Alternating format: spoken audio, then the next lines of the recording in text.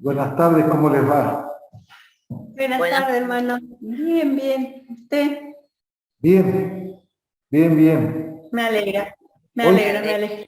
hoy con solcito, después de la primera lluvia después de muchos meses, así que, Sí, bueno, aquí también. sí, este, vamos a comenzar entonces para seguir nuestros temas, ¿no es cierto?, del Evangelio de San Juan. En el nombre del Padre, y del Hijo, y del Espíritu Santo. Amén. Amén. Amén. Habíamos terminado en el encuentro anterior hablando de la profesión de Pedro, después, al final del capítulo 6, que nos había puesto en este tema tan vivo, tan importante, que es el pan de vida. Y en esta manera tiene el Evangelio de San Juan, el Jesús del Evangelio de San Juan, de hablar de sí mismo, comparándose con alguna otra realidad. Yo soy el pan vivo bajado del cielo, el pan de vida. Entonces vamos a abordar en los capítulos que vienen, y tendríamos que hacerlo por lo menos 2 o 3 capítulos si podemos, porque el capítulo 7 y el capítulo 8 están muy unidos, es casi un solo tema que se va hablando.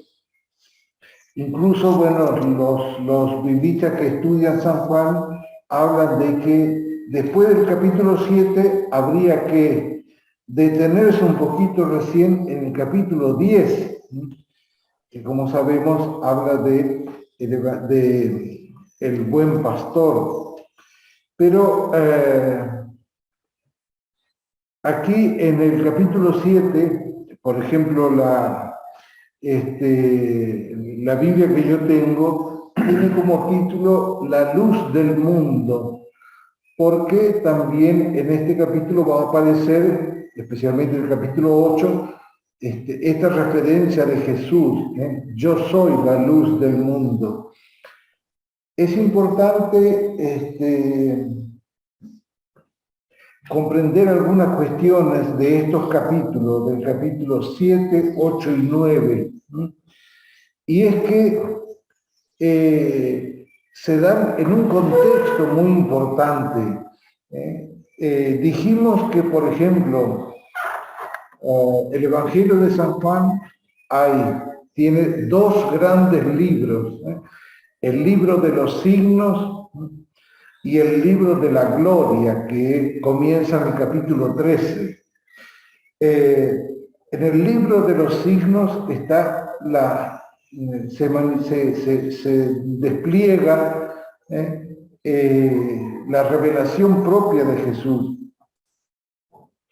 Y se da en un contexto, el contexto que tiene casi desde el capítulo 5, podríamos decir,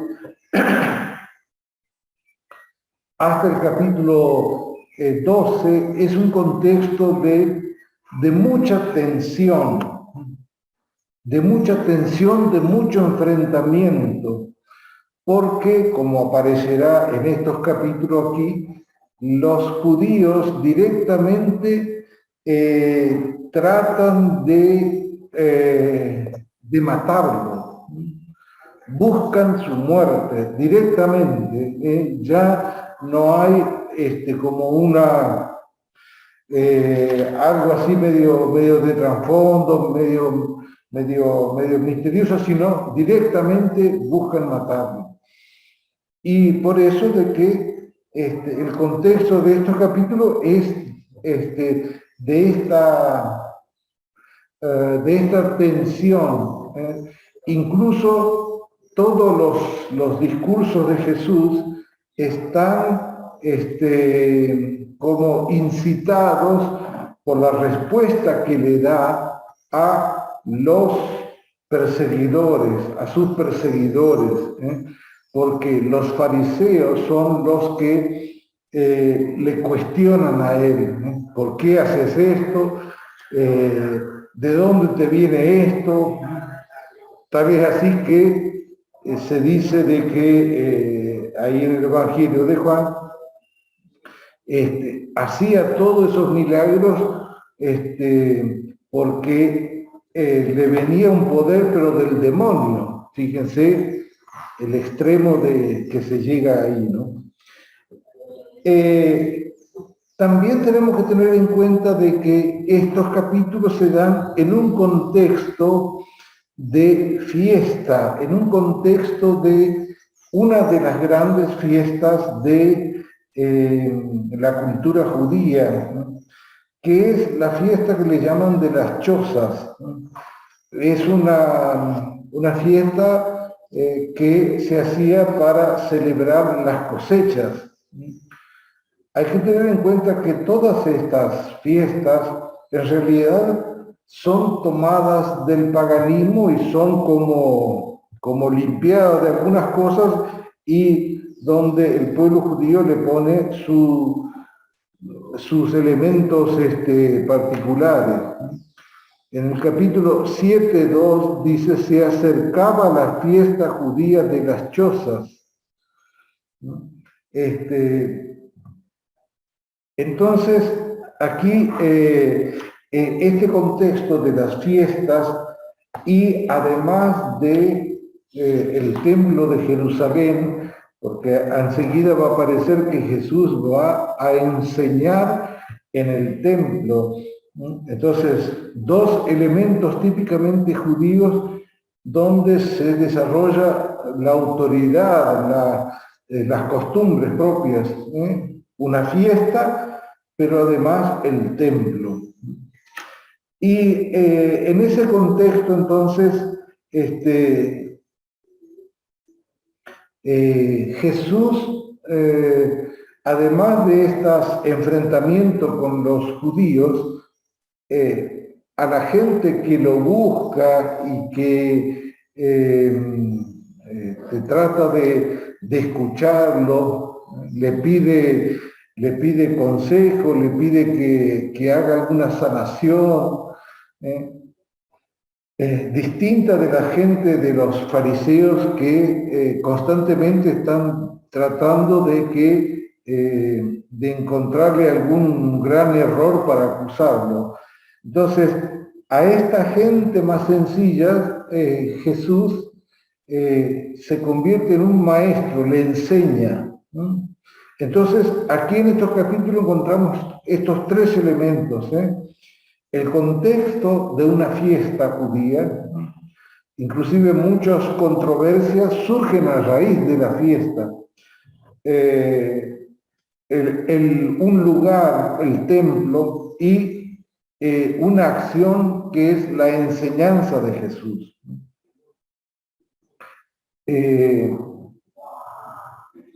En todos estos elementos siempre está presente la gran tensión que provoca las reacciones de los judíos, ¿no es cierto? La oposición, que continuamente están buscando elementos para llevarlo a Jesús a la muerte. San Juan dirá, pero no había llegado su hora. Entonces, tenemos este contexto en los capítulos 7, 8 y 9,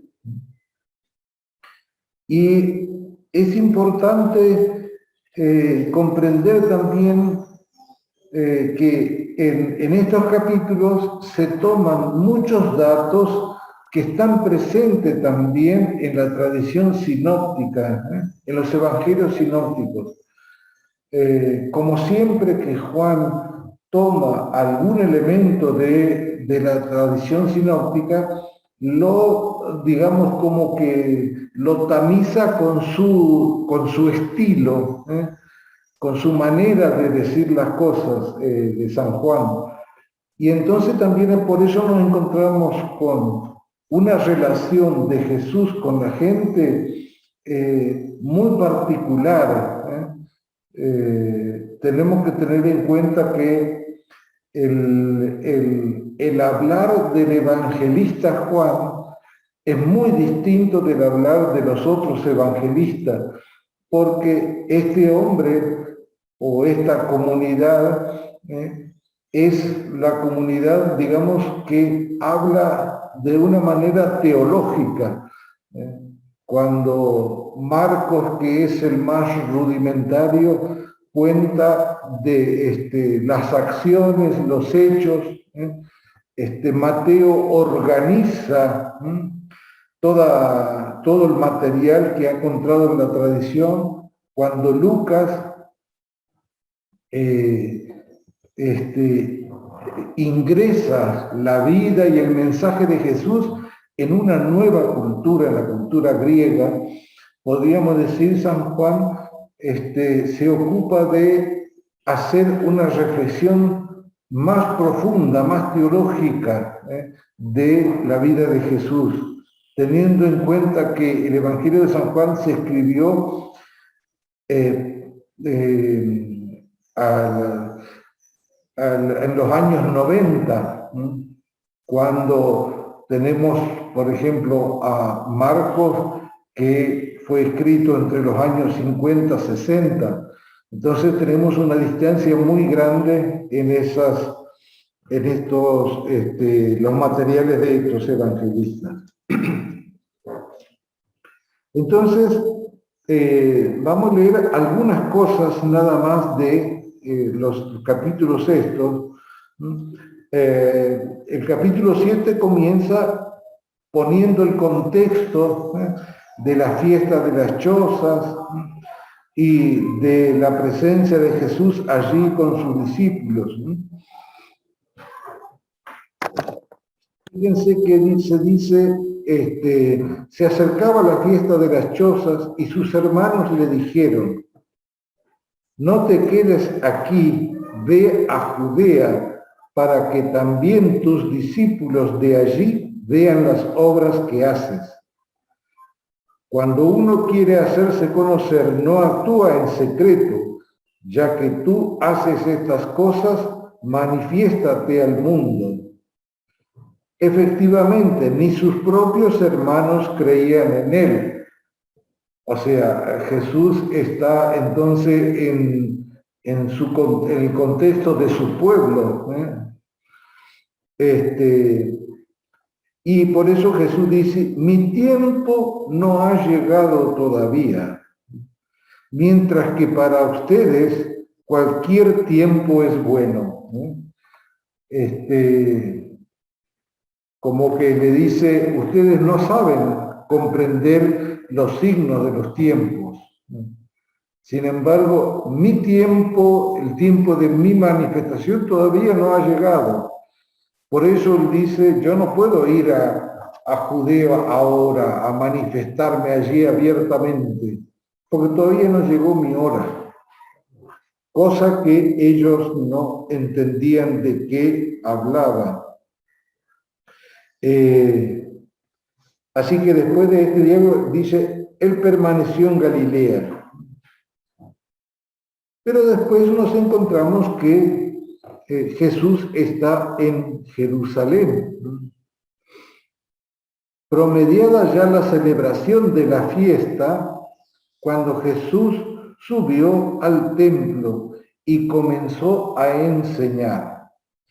Y aquí enseguida San Juan pone en escena la reacción de los fariseos. Los judíos admirados decían: ¿cómo conoce las Escrituras sin haber estudiado? Todos podían decir: sabemos de dónde es sabemos de dónde viene, sabemos cuál es su contexto, Y sabemos también que no tiene ninguna formación. Y bueno, ahí entonces comienza la intervención de Jesús. Tenemos que tener en cuenta que los judíos, los fariseos que tratan constantemente de encontrarle algún defecto a Jesús, inclusive se dice tratan de matarlo, estos judíos no son del tiempo de Jesús, sino son los judíos del tiempo de la comunidad de San Juan, cuando ya no existía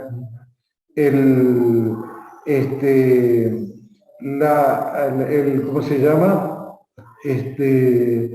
El gobierno judío, sino que habían ingresado los romanos y habían expulsado, ellos se hicieron cargo de Judea. Entonces, en el tiempo de la comunidad de San Juan, años 90, estamos a 20 años de la destrucción del templo que se dio en el 77. Y dado que se terminó el templo y por lo tanto el culto, el único elemento religioso que quedaba en Israel eran los fariseos. Los fariseos se convirtieron en el único referente en Israel después de la destrucción del templo en el año 77. Entonces, ese contexto también es importante para poner las enseñanzas de Jesús y por otro lado las reacciones que hay.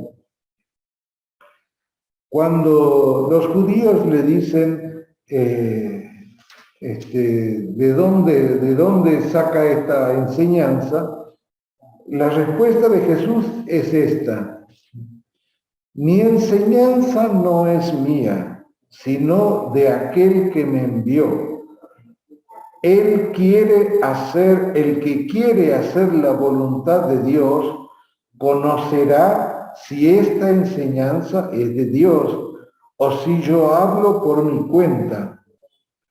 El que habla por su cuenta busca su propia gloria, pero el que busca la gloria de aquel que lo envió, ese dice la verdad y no hay nada falso en él. ¿Acaso Moisés no les dio la ley? Pero ninguno de ustedes la cumple. ¿Por qué quieren matarme? Fíjense entonces que hasta podríamos decir que dramático. Uno podría darse cuenta aquí que, si puedes cerrar un poquito, darse cuenta que Jesús responde a una controversia que ellos le presentan, y entonces Jesús habla de, bueno, yo no tengo ningún título que me dio ningún gran rabino, sino que dice, mi enseñanza es de aquel que me envió.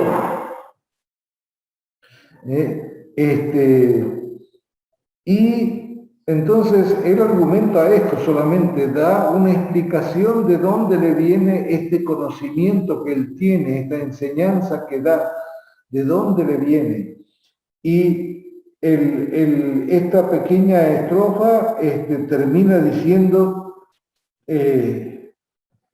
¿por qué quieren matarme? Fíjense de que uno podría decir, ¿cómo puede ser que una pequeña discusión sobre un tema termine con una voluntad de muerte?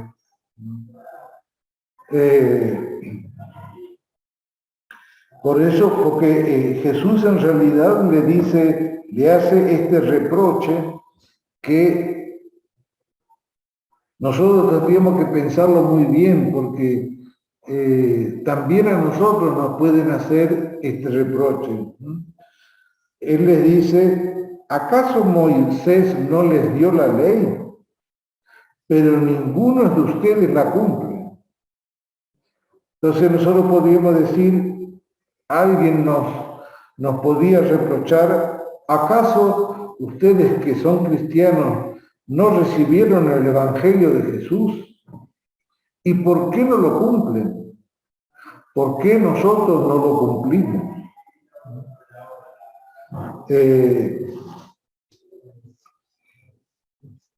Entonces se dan cuenta que el enfrentamiento, las relaciones que reflejan esto no son relaciones cordiales, sino relaciones de mucha tensión, relaciones que podríamos decir donde cada grupo lleva una decisión tomada más allá de lo que diga o no diga la otra persona. Por eso fíjense que la reacción de la multitud es una cosa totalmente desproporcionada. Dice, la multitud respondió, estás poseído por el demonio. ¿Quién quiere matarte? Jesús continuó, por una sola obra que realicé, ustedes están maravillados. Moisés les dio la circuncisión y ustedes la practican también en sábado. Si se circuncida a un hombre en sábado para no quebrantar la ley de Moisés, ¿cómo ustedes se enojan conmigo porque he curado completamente a un hombre en sábado? No juzguen según las apariencias, sino conforme a la justicia. Hace referencia a la curación de un paralítico antes, ¿no es cierto? Y después, a raíz de esto, viene una discusión sobre el origen del Mesías, ¿no? Un tema típico judío, ¿no? El origen del Mesías, no solo en la antigüedad, sino también especialmente en esa etapa tan difícil que vivió el pueblo judío, que fue luego de la destrucción del templo, ¿no? Donde todo lo que significaba el templo, todo la expresión religiosa que contenía el templo quedó eliminada, ¿no es cierto?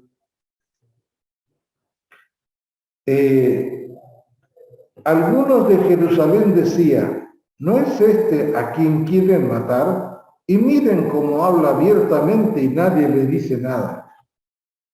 ¿Habrán reconocido las autoridades que es verdaderamente el Mesías? Pero nosotros sabemos de dónde es este.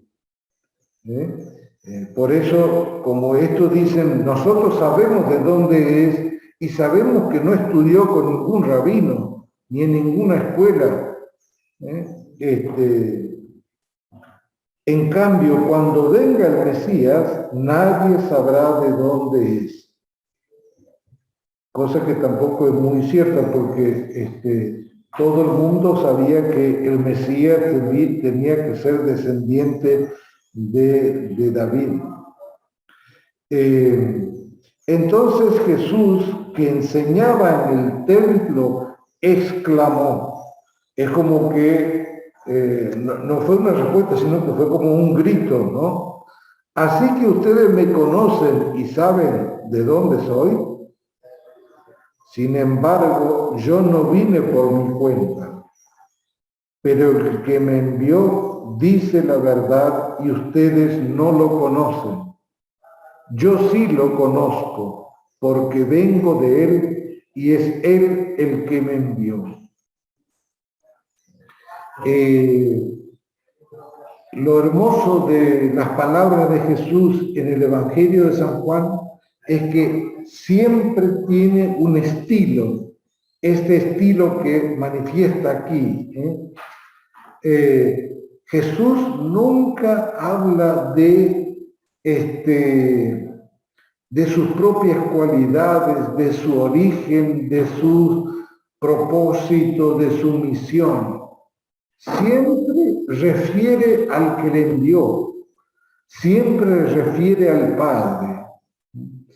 Él es un simple enviado, un embajador que tiene una misión dada por el Padre.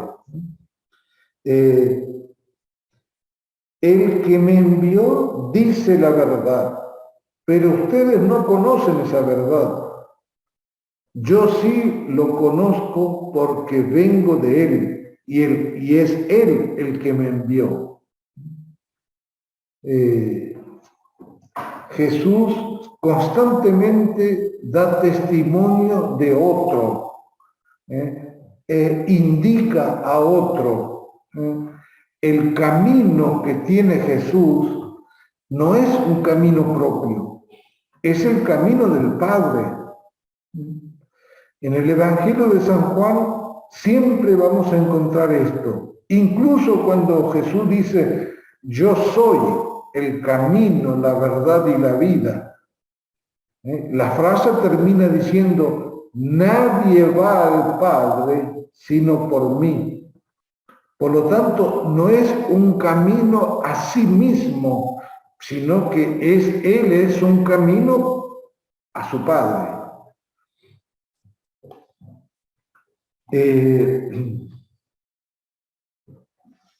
Después, en el versículo 33, Jesús comienza a hablar de una partida, de un irse, que los fariseos nunca van a entender. Poco tiempo estaré con ustedes y me iré a aquel que me envió. Fíjense, tendrían que, es hermoso comparar el contenido de estas frases con la manera que Jesús hablaba en los sinópticos. ¿Quién es el Jesús que habla aquí? El que tiene ante sus ojos toda la realidad de lo que Él es y del Padre. Los ojos de Jesús siempre están dirigidos a la misión que le dio el Padre. Y Jesús sabe que su obra es temporal, tiene que realizar una misión, la misión que el Padre le encomendó, y después Él se vuelve. Poco tiempo estaré con ustedes y me iré a aquel que me envió. Me buscarán y no me encontrarán, porque allí donde yo estoy, ustedes no pueden venir.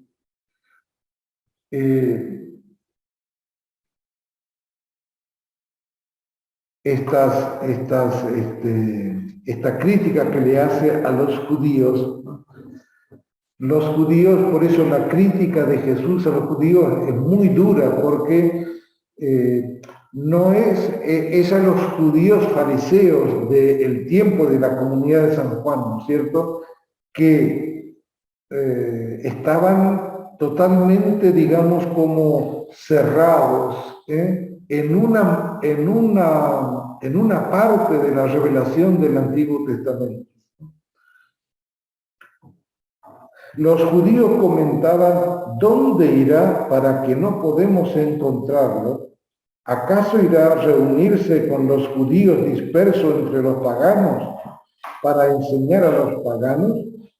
¿Qué quiso decir con estas palabras? ¿Me buscarán y no me encontrarán? el último día, el más solemne de la fiesta duraba varios días, Jesús poniéndose de pie exclamó. El contexto de estas palabras de Jesús siempre es el templo, porque en ningún momento se dice que Jesús salió de allí. El que tenga sed, que venga a mí y beba, el que cree en mí. Como dice la Escritura, de su seno brotarán manantiales de agua viva.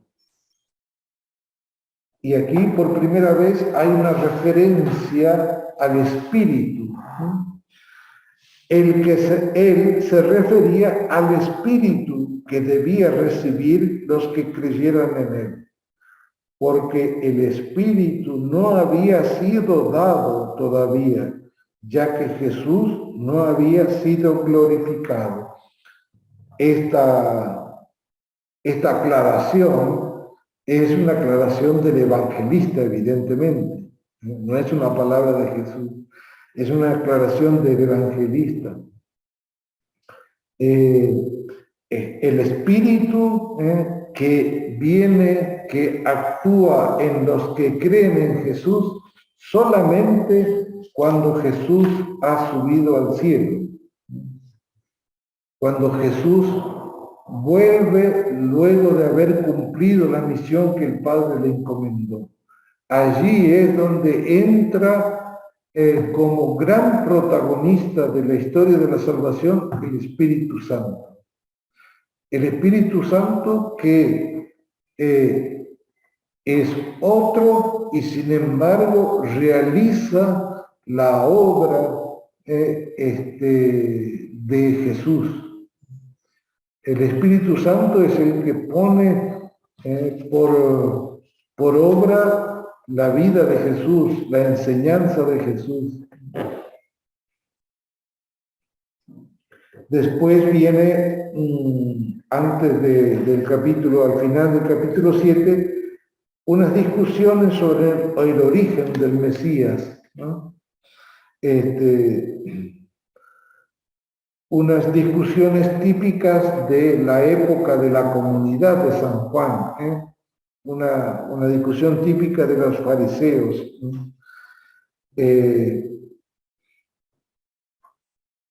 Entonces hay un cuestionamiento de que el Mesías no podía venir de Galilea, el Mesías debía venir de Judea propiamente.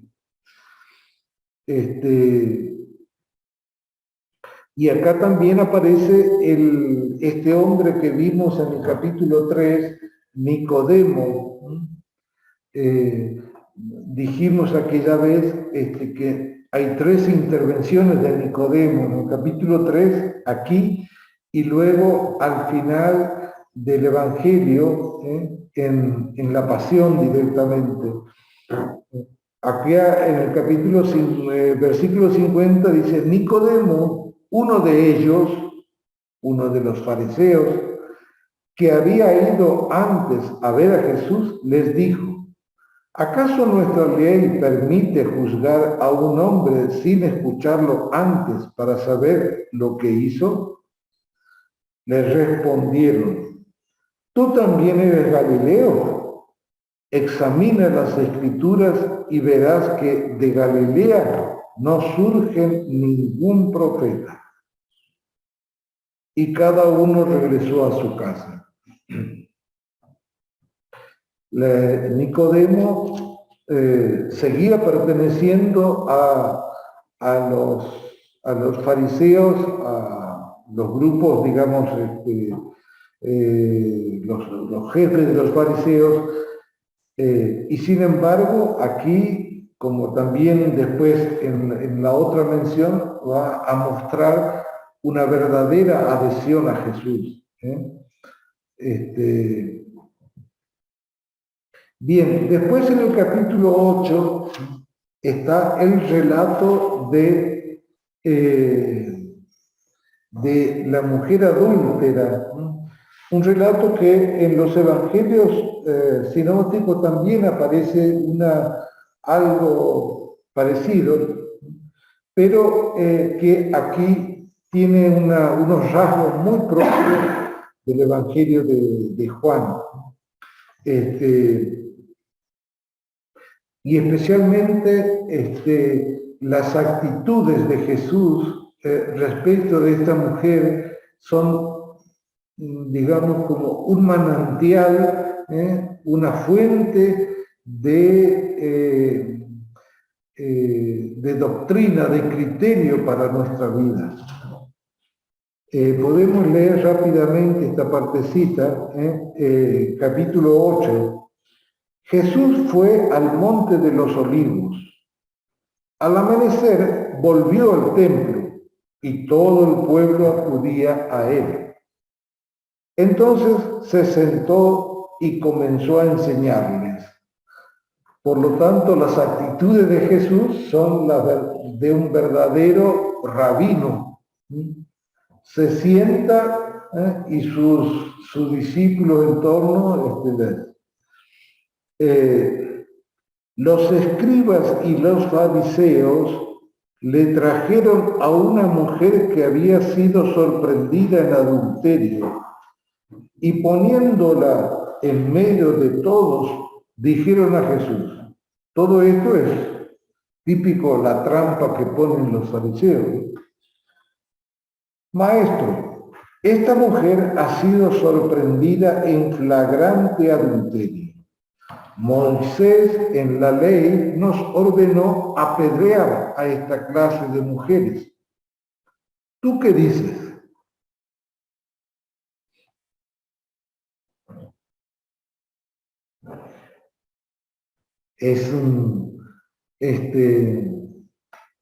Fíjense la maldad de los interlocutores de Jesús, ¿no?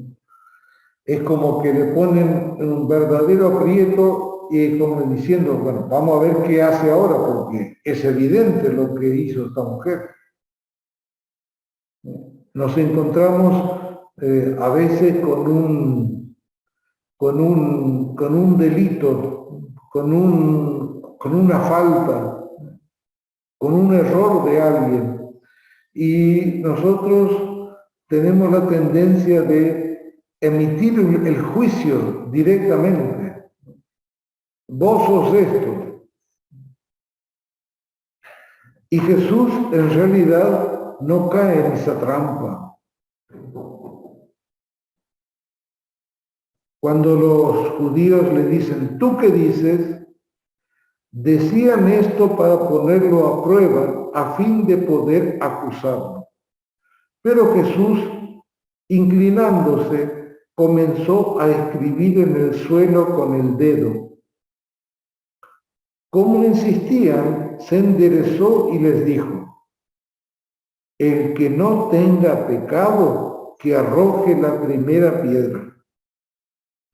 E inclinándose nuevamente, siguió escribiendo en el suelo. Al oír estas palabras, todos se retiraron uno tras otro, comenzando por los más ancianos.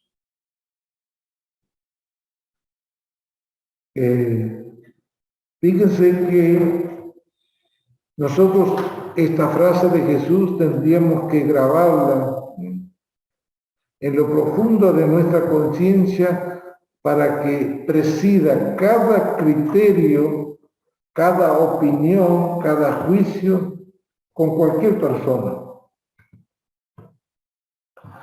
El que no tenga pecado, que arroje la primera piedra. El que esté sin pecado, que emita un juicio sobre el pecado de esa mujer. En los evangelios sinópticos está esa escena en el templo de un judío que reza y un publicano que está metido ahí en el templo llorando, rezando, y el judío dice, yo no soy como ese que está allá al fondo. Entonces, la oración del judío es una autocondena explícita, porque él se excluye de la presencia de Dios para señalar a otro. El relato termina diciendo, el pobre que estaba allí suplicando, salió del templo justificado, pero el fariseo no. Aquí también, entonces, estas palabras de Jesús deberían presidir siempre nuestra opinión, nuestro juicio, incluso nuestra opinión para nosotros mismos, porque a veces no publicamos, no exteriorizamos la opinión sobre alguien, pero dentro del corazón ya decimos, yo sé quién es aquel tipo, así que no. El que no tenga pecado, que arroje la primera piedra. Y entonces los judíos que con este comportamiento que se van retirando, comenzando por los ancianos, por lo menos muestran un principio de honestidad. Y ante esta palabra de Jesús, enfrente tienen una persona que cometió un delito. Según la ley, ese delito era castigado con piedras. Y entonces Jesús, a estos que están ante esa situación, y que podríamos decir, hay muchas pinturas, muchos dibujos sobre este tema muy lindos, que cada uno llevaba una piedra en la mano para ejecutar el juicio que ya lo tenían, y que decían, la Escritura nos avala porque nos dice esto. Entonces, ¿qué hace Jesús? ¿A dónde le hace mirar Jesús? A su propia conciencia. Si vos no tenés pecado, tirá, arrojarle la primera piedra.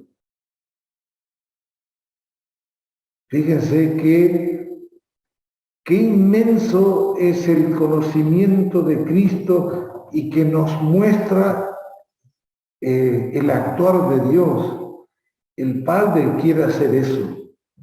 El Padre no quiere condenar a nadie. El Padre quiere salvar a todos. El Padre quiere que yo largue la piedra que tengo en mi mano, la piedra del juicio, la piedra de la condena.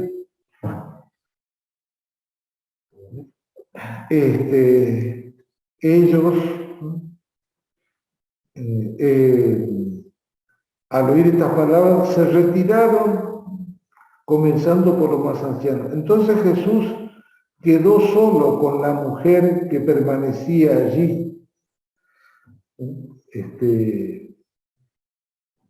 Hay un comentario hermosísimo de San Agustín, ¿no?, sobre este texto, ¿no?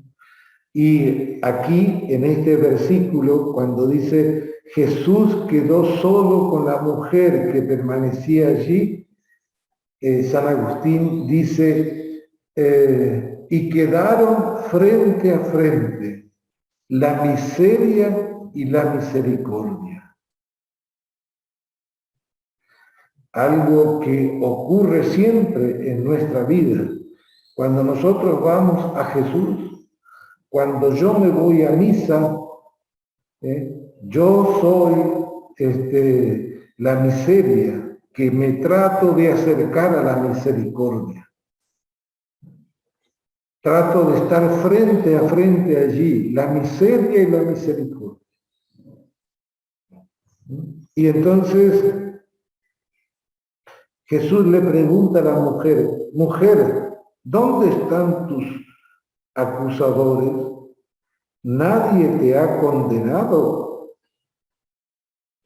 Porque la mujer lo que esperaba ante esa situación es verdaderamente una condena y el obrar de la condena, que era su muerte.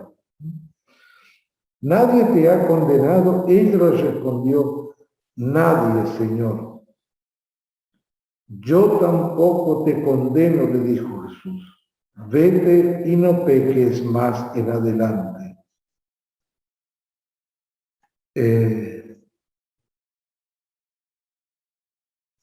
Jesús siempre actúa así y actuará así con nosotros.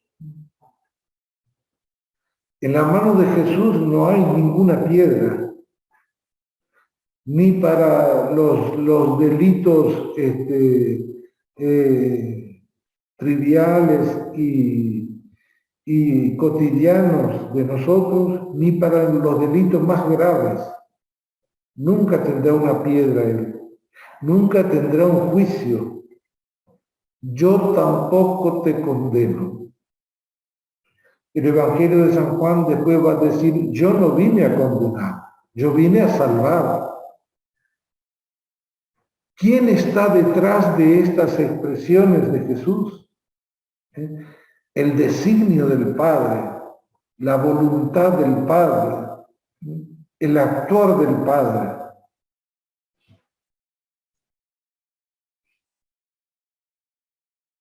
Después, en el versículo 12, sigue, aquí termina este relato de esta escena muy densa de Jesús ante esta mujer que le traen los fariseos para que él es como que es una gran tentación que le ponen los fariseos a Jesús, a ver qué hace ahora, porque le traigo aquí a una delincuente. Y Jesús le da un ejemplo tan extraordinario, ¿no?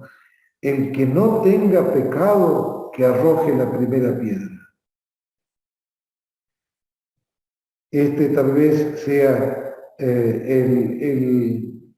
la enseñanza que deberíamos tomar, ¿no es cierto? Como nosotros somos pecadores, nunca tenemos derecho de arrojar piedras de juicios sobre otros. Después viene un largo discurso sobre el testimonio de Jesús sobre sí mismo. Jesús le dirigió una vez más la palabra diciendo, aquí parecería que se olvida de esta escena y vuelve al templo donde Jesús había ido a enseñar. Y entonces comienza aquí, la primera palabra es el segundo yo soy que aparece en el Evangelio de San Juan. El primer yo soy apareció en el capítulo 6. Yo soy el pan de vida. Aquí dice, yo soy la luz del mundo. El que me sigue no andará en tinieblas, sino que tendrá la luz de la vida. Jesús es la luz de la verdadera vida. La luz del mundo nuevo, podríamos decir. Y lo demuestra, ¿cómo demuestra Jesús que es la luz del mundo? ¿Cómo es la concreción de esta nueva luz? Una nueva claridad. No es una luz material, es una nueva claridad, es una nueva realidad que ingresa al mundo. ¿Y en qué consiste esa nueva realidad? es lo que termina de decir aquí en el relato con la mujer pecadora.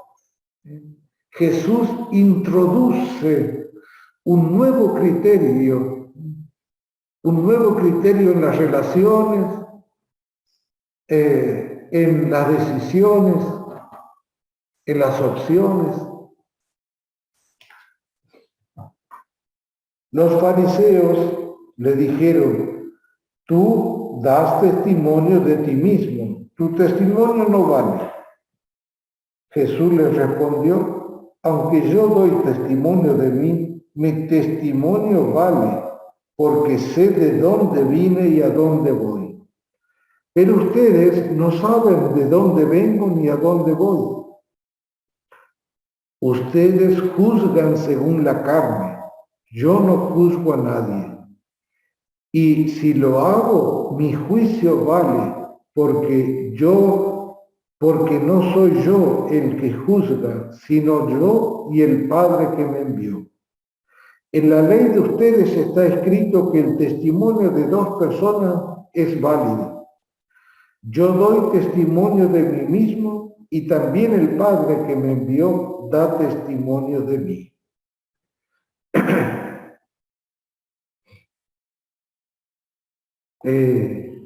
Aquí Jesús le dice: ustedes juzgan según la carne. ¿Cuál es el juicio de la carne?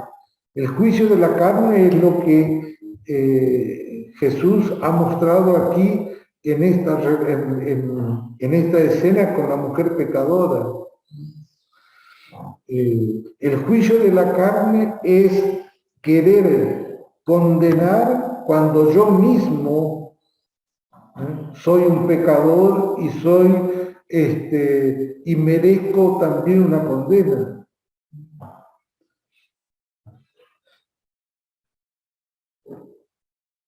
Y entonces los judíos le preguntan, ya que Jesús, desde que comenzó a hablar en el Evangelio de San Juan, ha hablado de otro, de mi Padre, del que me envió, de la misión que tengo. ¿Dónde está tu Padre? Y la respuesta de Jesús: ustedes no me conocen a mí ni a mi Padre. Si me conocieran a mí, conocerían también a mi Padre.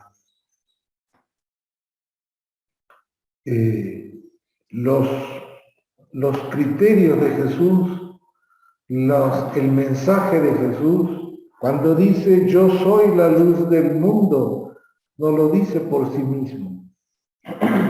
Lo dice dando lo que él tiene de su Padre. Nuevamente queda patente de que la única misión de Jesús es descubrir a Dios Padre, mostrar a todos a Dios Padre. Él pronunció esta palabra en la sala del tesoro cuando enseñaba en el templo y nadie lo detuvo porque aún no había llegado su hora, es lo que dice el evangelista, el relator, ¿no es cierto?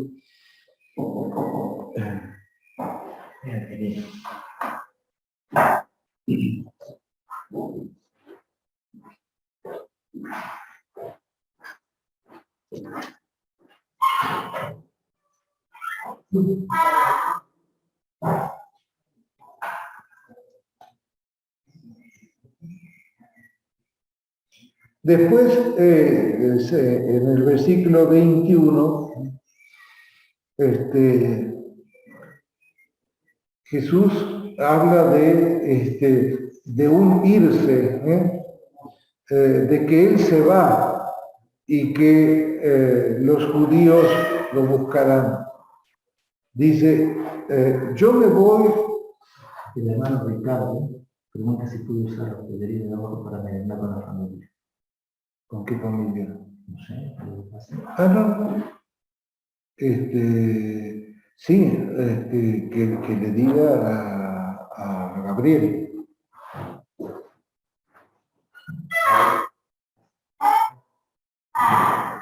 Entonces aquí es la respuesta de Jesús: yo me voy y ustedes me buscarán.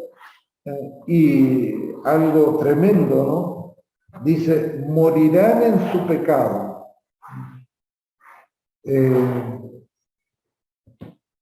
Morirán en su pecado porque no van a aceptar la luz que trae Jesús. A donde yo voy, ustedes no pueden ir. Por eso tendríamos que pensar nosotros, los cristianos, los que fuimos bautizados, podemos ir a donde Jesús va. Porque después en el capítulo 17 Jesús le va a pedir al Padre en forma expresa, te pido, Padre, que estos que tú me diste estén conmigo donde yo estoy. De modo que nosotros deberíamos saber dónde está Jesús. No podemos decir, no sé, no lo conozco, no sé dónde está, no sé cuál es su camino. Todo eso Jesús nos lo ha dado. Después, bueno, Jesús le sigue, ¿cómo se llama? Peleando con los judíos, porque dice, los judíos se preguntaban, ¿a dónde se irá? ¿Pensará matarse para decir, a donde yo voy ustedes no pueden venir? Fíjense los extremos, ¿no es cierto? Y por eso Jesús le dice, ustedes son de aquí abajo, yo soy de lo alto. Ustedes son de este mundo, yo no soy de este mundo. Por eso les he dicho, ustedes morirán en su pecado. Porque si no creen que yo soy, morirán en su pecado. Aquí esta concentración de que si no creen, no solamente no hay otro ejemplo cuando Jesús dice yo soy el pan, yo soy la luz, acá dice simplemente si no creen que yo soy, morirán. Y por eso los judíos le dicen, ¿quién eres? Esto es lo que le estoy diciendo desde el comienzo. De ustedes tengo que decir muchas cosas, mucho que juzgar, pero aquel que me envió es veraz y lo que aprendí de él es lo que digo al mundo. Bien, la continuación de todo este capítulo, el capítulo 8 hasta el final, es la continua discusión con los judíos, ¿no es cierto? Porque después habla de los descendientes de Abraham, Jesús y Abraham. Por eso los judíos terminan diciendo, no tienes 50 años y has visto a Abraham.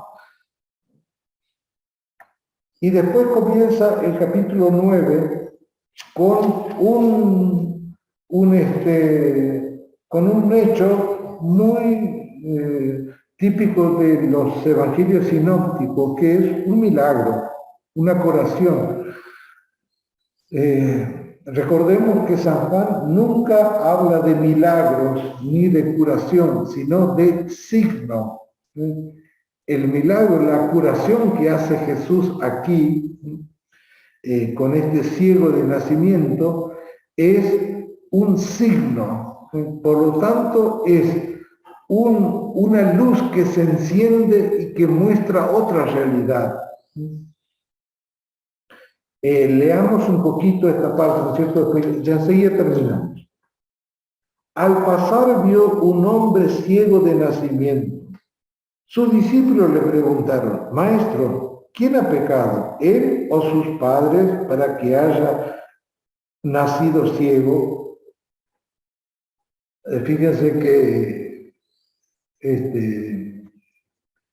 qué feo, porque hay un hombre que está ciego allí y los discípulos simplemente empiezan a hacer cuestiones de quién pecó. ¿Quién cometió un error para que él pague las consecuencias, podríamos decir? Y Jesús le dice, ni él ni sus padres han pecado. Nació así para que se manifiesten en él las obras de Dios. Debemos trabajar en las obras de aquel que me envió mientras es de día. Llega la noche cuando nadie puede trabajar. Mientras estoy en el mundo, soy la luz del mundo.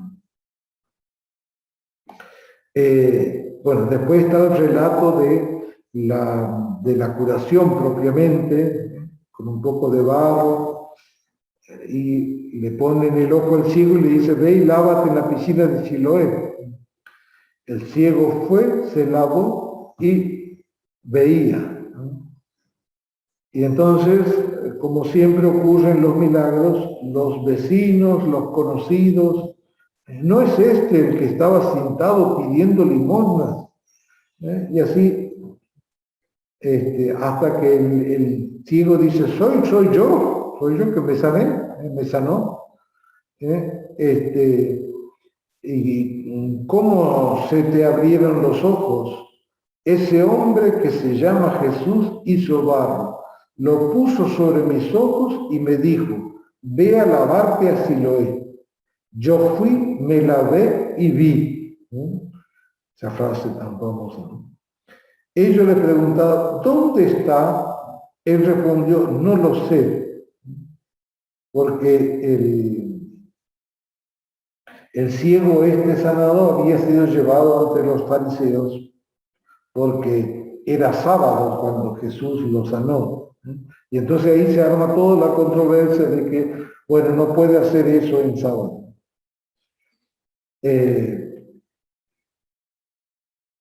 Y terminamos viendo esta parte del versículo 39, que es la respuesta a todos los cuestionamientos que le hacen los judíos por este signo de bien, por este signo de vida que hace Jesús con este ciego en sábado. He venido a este mundo para un juicio, para que vean los que no ven y queden ciegos los que ven. Los fariseos que estaban con él oyeron esto y le dijeron, ¿acaso también nosotros somos ciegos? Jesús les respondió, si ustedes fueran ciegos, no tendrían pecado, pero como dicen, vemos, sus pecados permanecen. Bien, aquí yo haría hincapié, y como siempre les recomiendo que ustedes vuelvan a leer estos dos capítulos, ¿no? O tres capítulos, ¿no? Desde el capítulo 7 hasta el capítulo 9. Entonces, en estos capítulos lo que queda claro es, por un lado, la misión de Jesús. La misión de Jesús es abrir un espacio en la conciencia para decir, vean a mi Padre, yo vengo de Él, hablo sus palabras, les traigo su mensaje, le traigo su designio de amor. Jesús continuamente presenta a su Padre. Y por otro lado, los criterios que utiliza de Jesús con las personas necesitadas, no con las personas que están tramando su muerte, sino con las personas necesitadas. Estos criterios, el actuar, la obra de Jesús con esas personas, están diciendo, es un discurso sobre la voluntad del Padre. El Padre no viene a eliminar a una persona por un juicio, no viene a lanzar ninguna piedra contra un pecador, no viene a poner oscuridad en el corazón de nadie. Entonces, es muy fuerte quedarse con la imagen del Padre que Jesús va relatando en estos capítulos, y por otro lado, lo que significa para nosotros, que queremos hoy seguir a Jesús. Bien, ¿hay alguna pregunta, algún cuestionamiento, algún reclamo?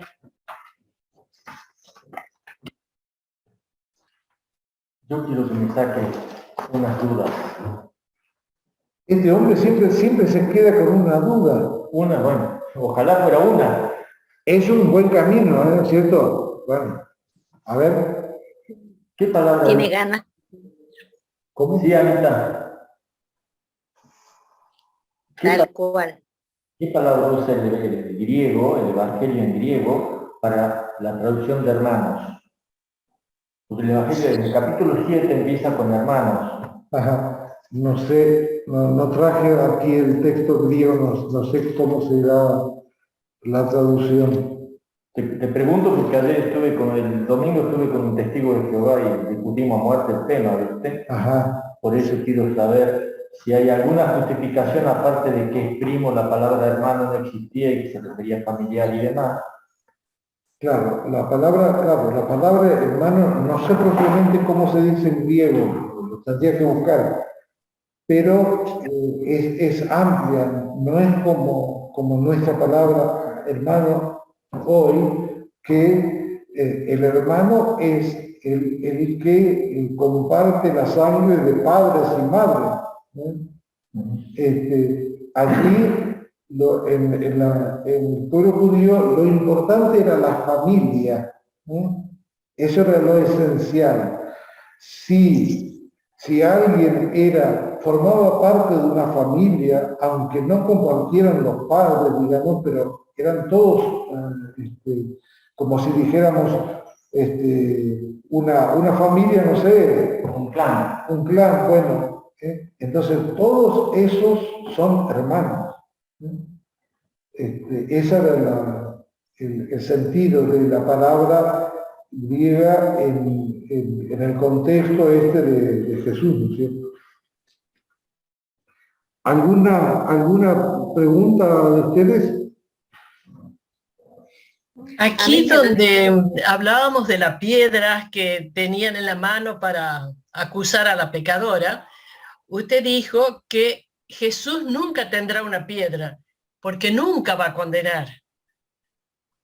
¿Cómo es la situación? ¿Nosotros nos condenamos ante la misericordia de Dios? ¿Nosotros reconocemos lo que somos? ¿Eso es lo que Él nos muestra? Sin ser Él el acusador, digamos, directamente. Jesús vino a salvar, no a condenar. Salvar.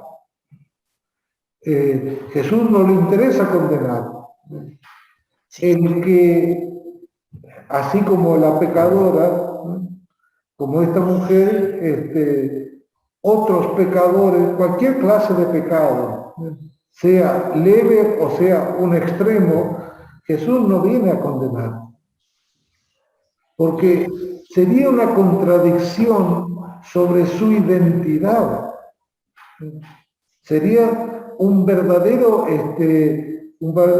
verdadera contradicción, no solamente sobre su misión, sino sobre la identidad propia de Él. Él vino a salvar a todos. Bueno, mostrándonos el pecado, mostrándonos el pecado. Él nos hace ver, nos hace que nuestra propia conciencia nos acuse. ¿Es así? Más o menos. Yo no estaría tan inclinado a decir eso, porque eso me llevaría a mirar solamente lo malo que tengo en mi corazón. Ajá. Pero yo no tengo solamente lo malo en mi corazón. Yo tengo una inmensa capacidad de bien. Tengo la identidad mía está dada por la identidad que me dio Dios, ser su hijo adoptivo, ser su hijo rescatado. Este hijo rescatado, como vive la vida temporal, todavía puede pecar, puede perder, puede negar, puede tropezar, puede caer, pero nunca se pierde la identidad esencial de ser hijo de Dios. Porque si mi grandeza se da solamente por ver mis miserias, sería una vida terrible. Tremenda. Ahora, el hecho de que Él nos muestre su misericordia, vuelvo a lo mismo, hace que nosotros veamos más nuestra suciedad, digamos, no toda la suciedad, sino que nos dé la capacidad de vernos. La capacidad de vernos esa suciedad es porque algo bueno tenemos, que es la semejanza de Dios. Por eso, los pecados nuestros nunca debemos verlo desde la maldad, sino desde el bien que somos. Porque si no, la vida cristiana sería la más desdichada que existe. Sí, es cierto. Sí, es cierto. Y solamente tiene que crear conciencia de su mal. No, yo tengo que tener conciencia del bien al que estoy llamado. Perfecto. Por eso uno ahí entiende de que Jesús, otro punto de vista. Sí. Muy importante. Por eso nosotros a veces no salimos del pecado porque solamente vemos ese pecado. Nuestros ojos no pueden dirigirse hacia un bien que está en nosotros, que lo pone Dios, y que es más importante que esa miseria que tenemos. Y entonces continuamente estamos, nunca salimos del pantano. Por eso de que es la maravilla de Dios. Claro. Es la maravilla de nuestra semejanza. Dar el paso para ir hacia Dios significa dar un paso en el pantano, en la conciencia de la miseria, para ir al bien. Porque si no, no hay, quiere decir que entonces no hay salvación. Si yo solamente miro el pecado, me quedo empantanado continuamente allí. Pero yo tengo que ver lo que Dios hizo por mí, lo que Dios escribió en lo profundo de mi corazón, para que yo sea su hijo. Bien, ¿alguna otra? La maravilla. Lo importante es reconocer el pecado. ¿Cómo? Lo importante es reconocer el pecado.